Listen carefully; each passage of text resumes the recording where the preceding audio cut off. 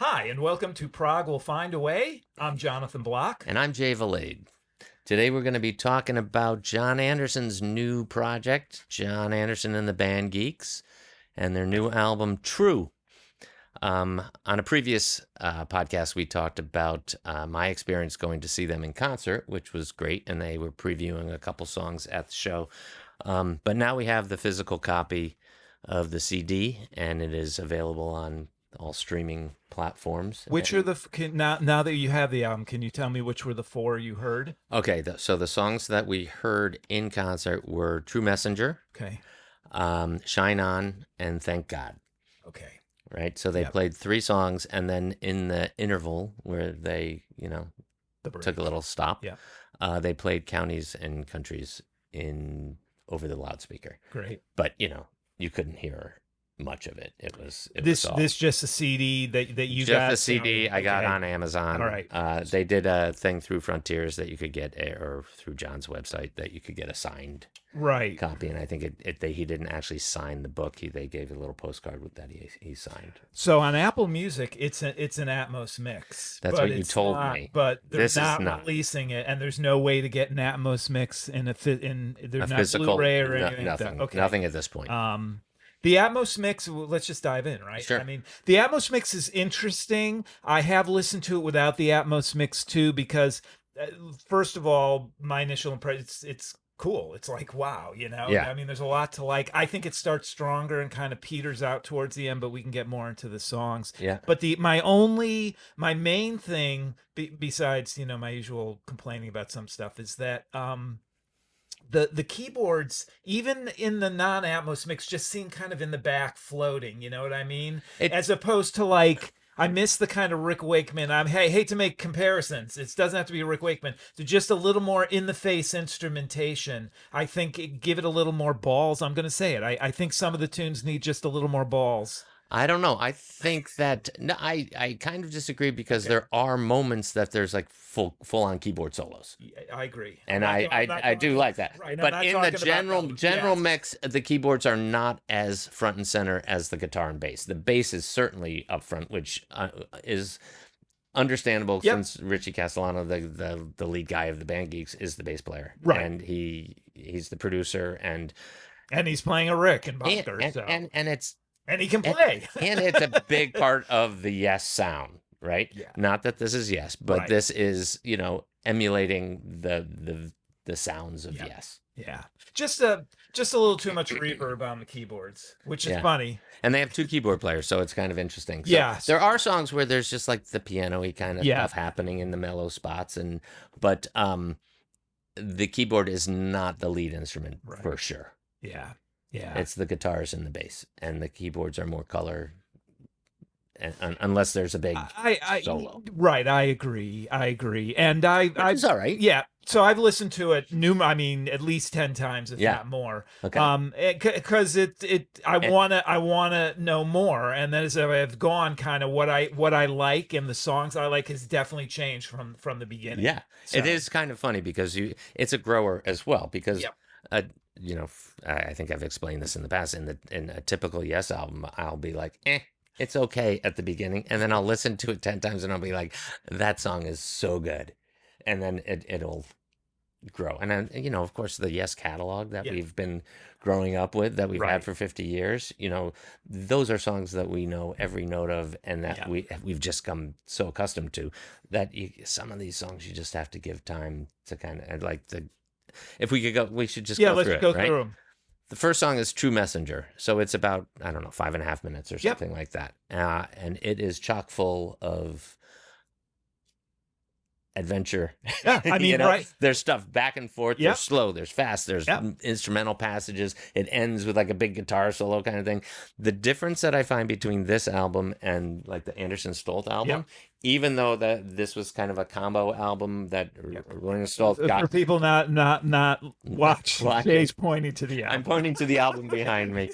Those of you who are listening on Spotify or Apple Music, not watching on YouTube, that we apologize for our past indiscretions where we just point and we say this, and this, and you don't. We'll get more descriptive about certain things. That was just being a jerk. So but like it ends with a big guitar solo. And the Anderson Stoll stuff, although they're big long pieces, John fills every second with singing. Yeah. So this feels a little more spread out. And Yeah. maybe he heard the comments because although I really love that album, I kind of like that it's not constant John all the time because the music needs a little space, Right. and then he can come back in and do his thing, which is what I loved about Yes. It was not 100% John all the time. Having said that, it's a John Anderson album, so you It is a John but Anderson I think album. that restraint is good. I agree. I mean, again, having listened to that's the best song to me right now. Right True now, Messenger is your I think favorite? Okay. having listened to it all, I think that not just like my favorite song right now, because there are other songs that I like. I think it was just very smart to make it the first song. Okay. And it really encapsulates a lot in essence what you'll hear later on. Not that it's an Correct. overture or anything like that, but I do feel like if you needed to distill it down, and like in the old days, if you were making like a cassette tape mix or a You'd put that CD song mix, as the in a year representative or track. two, like that may be the only song you listen to, Yeah. so that's all I'm saying is that having like that one is the one I keep coming back to. Having said that, when we saw him in concert, I had heard Shine On before because they had released it sort of as a teaser single, right? And it is the most single like of the song. Yes. Thank God, which we'll get to later, is it's a short kind of mellow little ode to his wife. Right. But True Messenger, when I heard it for the first time in concert, it's very dense. Right. And if you have never heard it before, it's a hard kind of thing to understand. It's not a straightforward pop song or rock song. There's a lot going on, and to hear it for the first time in concert, I was like, I think I like it. Right. Right. There's pieces of it that I like, but now that once you listen to it and you get it, yes, I'd want to hear it in concert again. Yeah, the first time I heard it, I was like, yeah, there's a lot going on here. I definitely like it. I will definitely like it more once I listen to it more. Yeah, but and you then I understand was like, what's okay, that's cool. And then I kept moving on so I could identify the tracks. So then Shine On comes on, and Shine On is like the if I had to, it's sort of like not talk, but it's like the Rabin years kind. Oh my God, the harmony vocals sound like Chris Squire and Trevor in the room. So it's so evocative of that era. I'll just say my piece now, and then you can finish with this song. Having now listened to the album so many times, that song just it's too saccharine almost after a while. I mean, it's a nice single kind of thing, but I have to stop. If I listen to it more, I'm going to really start to dislike it. Oh, that's where I'm getting to with that song. Yeah, it's very bright. Yeah. And so but then I do like when it slows down and John's voice comes through. Changes and but it's like Shine On, Hold On. I mean, I think of Hold On, and then I'm like.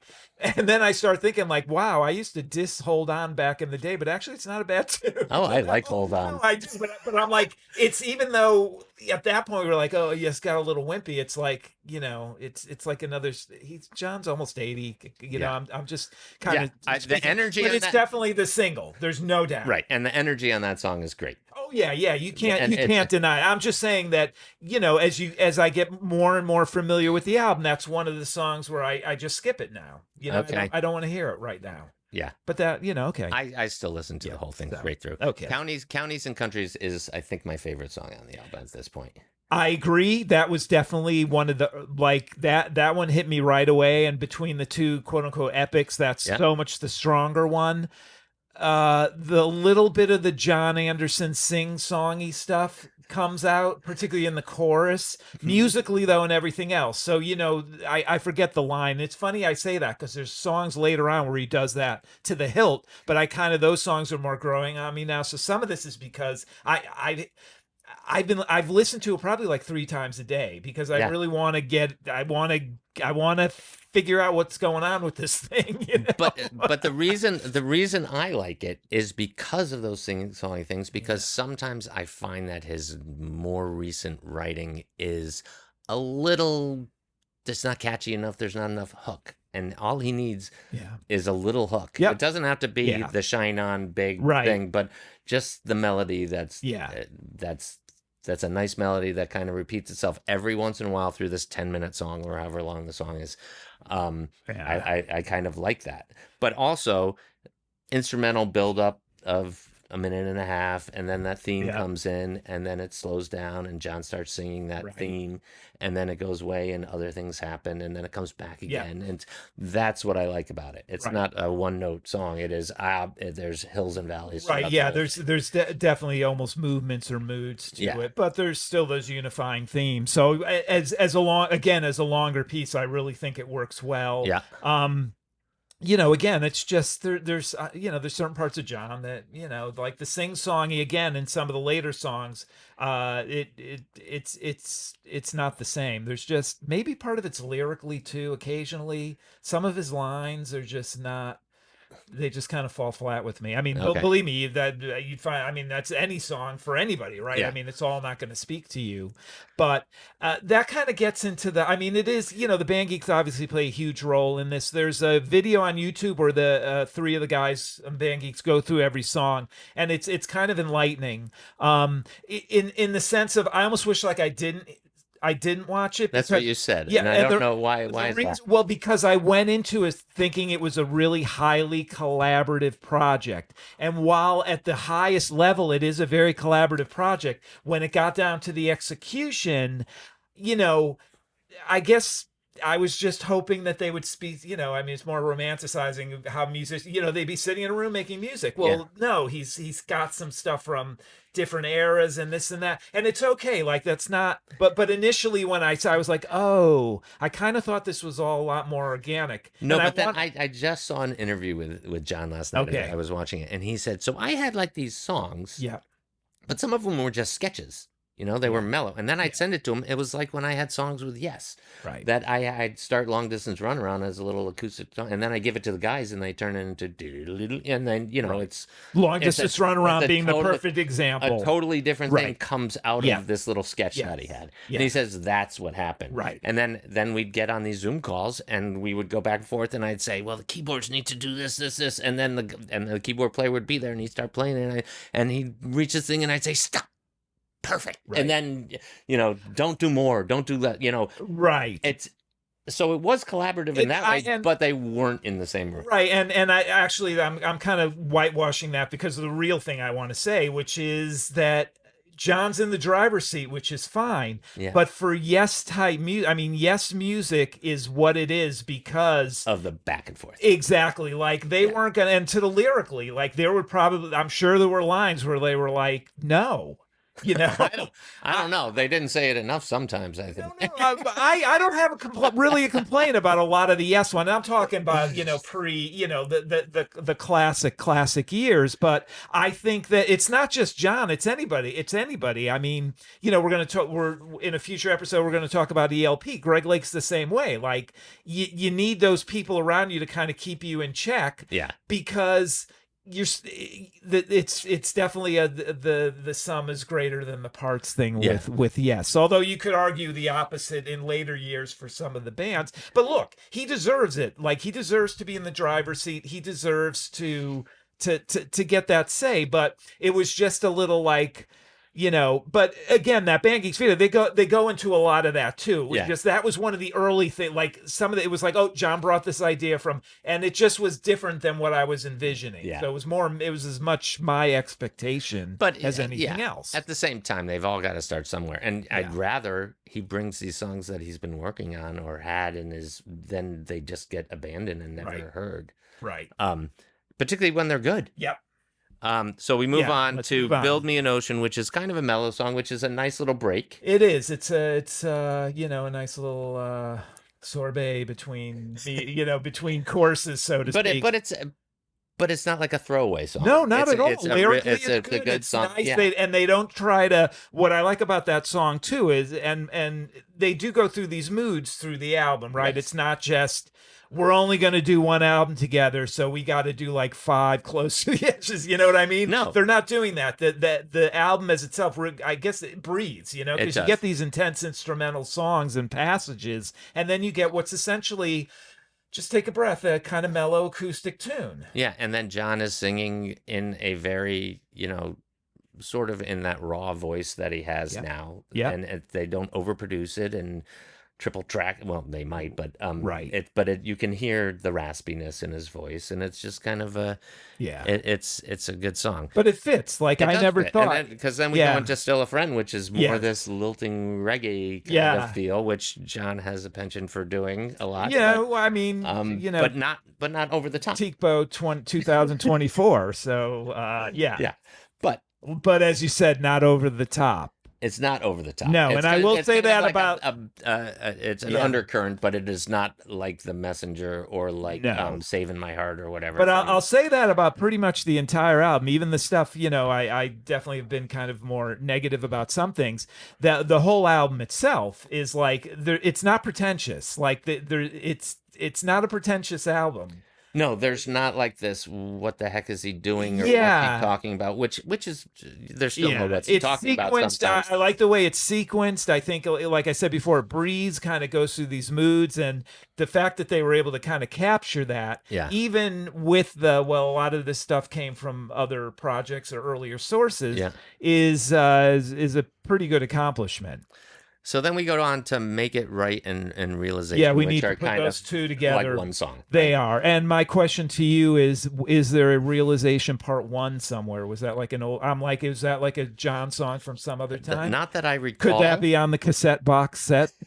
Or maybe that's that. Bring that maybe, out. Yeah, That needs to find its way out onto the podcast and at some point. perhaps that would have been one of the songs on a cassette that never got made. A CD. They were Oh, the they were CD CD. box. Okay, Yeah. okay. But I don't know. I can't tell if it's part 2 because it's part 2 of Make It Right, or whatever, because it kind of flows together, and it's same lyrically. It's the same. Right. It's talking about I'd have to go back and listen to the Band Geeks video on that, because I've wondered too, because they're definitely two separate songs, Absolutely. and you can hear too that where it's mixed together, like because it's because lyrically right. it comes back to the same points. And it could have been, in during. That's why I want to go back and watch the video. It could have been during the composition or creation process where they had these. Oh, you know what? These will go together good, or.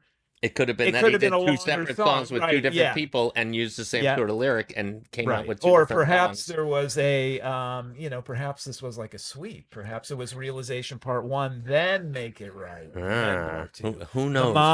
We'll have to ask Jeff. Again, regardless of the acousticness and the sing-songy, those two together have been a real big grower on me. I've been shocked. Yeah, and I've been surprised. It's kind of funny because those two don't stand out to me yet. Yeah. I mean, when I'm listening to it, I like it. But when I look down the list and I'm thinking in my head of the songs, and they kind of float into the background as opposed to the foreground. Because although you don't like Once Upon a Dream as much, yes, I do like it. Okay. But I'm a sucker for the long. I know, but it's funny, and we've teased this in other episodes, and we'll get to it. But to me, that follows the Awaken template. Yeah, like too closely, and I don't not like Awaken. Okay, I'm going to put that out there. Sure, but it's just like we talked about Starless. I don't not like Starless. I just don't like 2/3 of it. No, it's. But it follows that. I like the beginning. I like some of the there's that. It's the middle part just kind of starts losing me. It could be shortened. Yeah, Although I'm fascinated by the choral aspects of it, like how they did that. Happen in the song that I haven't quite, because it's a 16-minute long song. I haven't gotten to this understanding the whole song. This is like Awaken. I mean, it's like you don't necessarily. I might not get it until a year from now. Right. But I do like the build. I like the end. I like the vocal at the end that it's total John Anderson. Yeah, I know. Yeah, and like the first couple of times I listened to it, that was one of the ones I was like, oh, and then the more I listened to it, I was like, no, very, very good, but it doesn't stick with me from like the other stuff, or in the longer tunes like Counties and Countries. I just think is more interesting.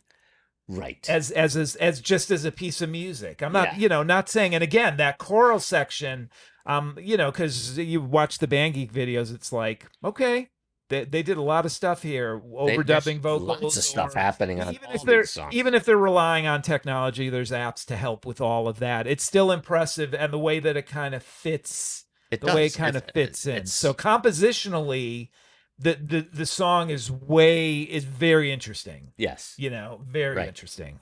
It's not as hooky as Counties and No, Country, no, it's right? not. So It's not. that's where it gets to me in that kind of late yes, like Dreamtime and from Magnification. Or I think that's from Magnification. But Right. some of the songs that were like these longer pieces that The ones I on the live liked. with the No, they were on. But like in the presence of, I like that song a okay. lot, Yes. right? Yes. But it goes for a little longer than it needs to. Right. And there was I can't remember the other song that I'm thinking of, but Well, what's the other there were times that I was like, Homeworld? That's another oh, one I that love Homeworld yeah, though. yeah, well, we went through That I this. really like. Didn't we go That through this? Didn't we go through? we might have. That may have been one of the songs from our That's from the favorite latter. ones of the Oh, 90s. right. Right, Yes, yeah. yes, yes. Okay. Okay. But Yeah. this has shades of the latter on it to me. Yeah. Okay. Because there are some pop songs on the latter, but it's almost not even as sing-songy, as you say, Right. as some of the latter songs. True. You know, Yeah. I think there's a lot happening, and I'm very happy. The last song is called "Thank God," and it's the ode to his wife, and it's It's the Holy Lamb of True. I don't know.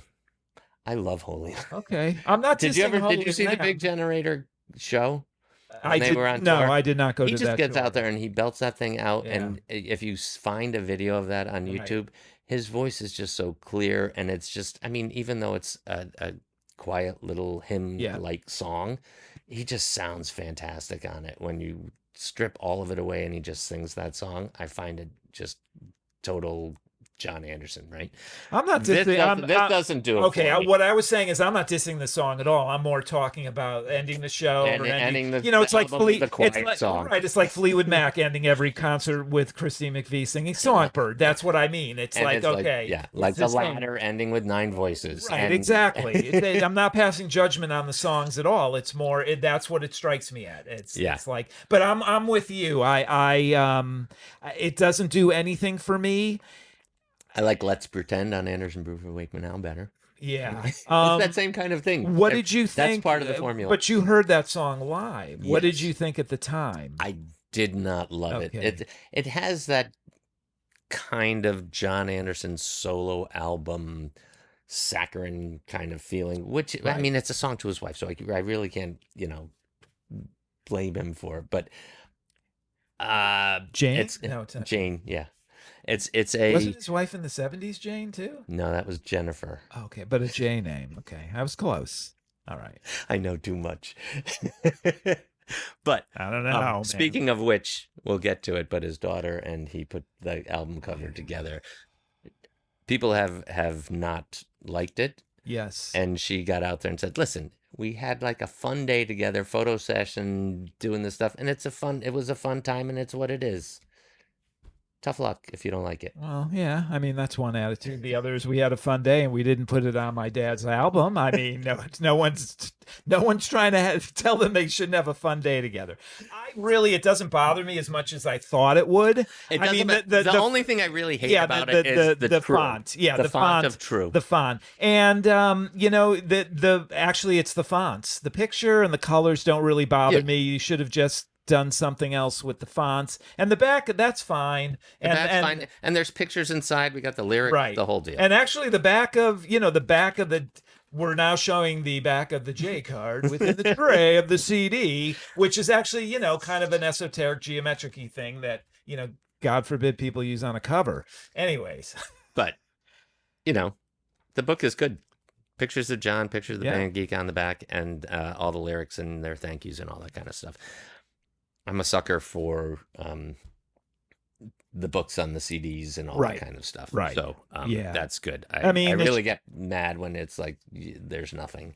Yeah, I mean, maybe if it does well, they'll put a Blu-ray out with the Atmos mix. Maybe. So far, it's been doing all right in the quote unquote charts. For rock music and for across different things that I've seen, because they post stuff on Facebook like, thanks for making us number 11 in Sweden or whatever it might be.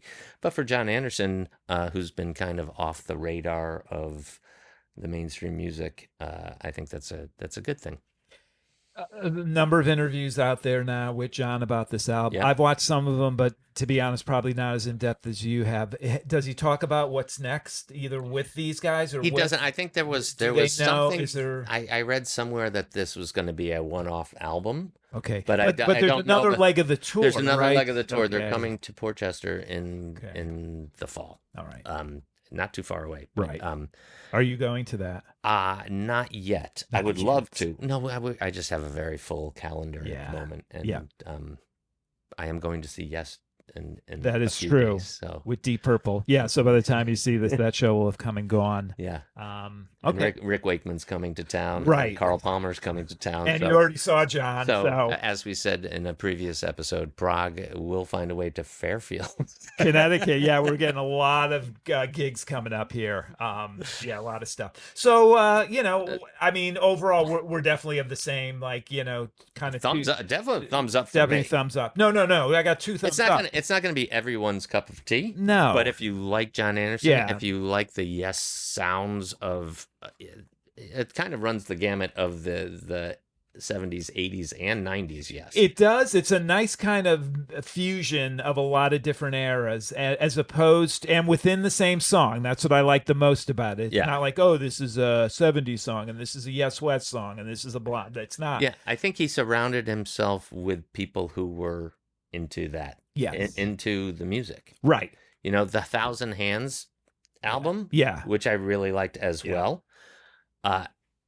Totally different than this musically, Yeah. because he's all over the map, but in a world music and whatever, with all these different people playing all these different things, jazz and what. I love that, but it's a different animal, vibe. different animal than this. Yeah. I would say this is closer to the Anderson Stolt Yep. album I agree. than anything else. There's actually some stuff in even the guitar playing that reminds me of that album. Okay. Yeah. And I really enjoyed that album when it came out. All right. So, but this is a bit more accessible just because they're shorter songs and things like that. Because the Anderson Stolt album was, many double album of, excuse me, 15-minute Right. things. So. Well, John Anderson's album with the Band Geeks True gets the stamp of approval from the Prog Will Find a Way podcast for sure. So if you haven't listened to it, go online. Again, if you have Apple Music or access to it, you can hear the Atmos mix. So it's definitely different because But you also have to give it a chance. You have to give it a chance. Some songs, I think, if you're like, I want to give this a chance and I don't know, just go to the epics, and then start. But I got to tell you, if the one song, True Messenger, I think is a perfect. I go back on what I just said. Listen to True Messenger. No, there's a reason why they put that as the first song. It's definitely a great encapsulation of their entire sound. It goes through all the gamuts. Yeah. So, all right. Prog will find a way. If you want it to.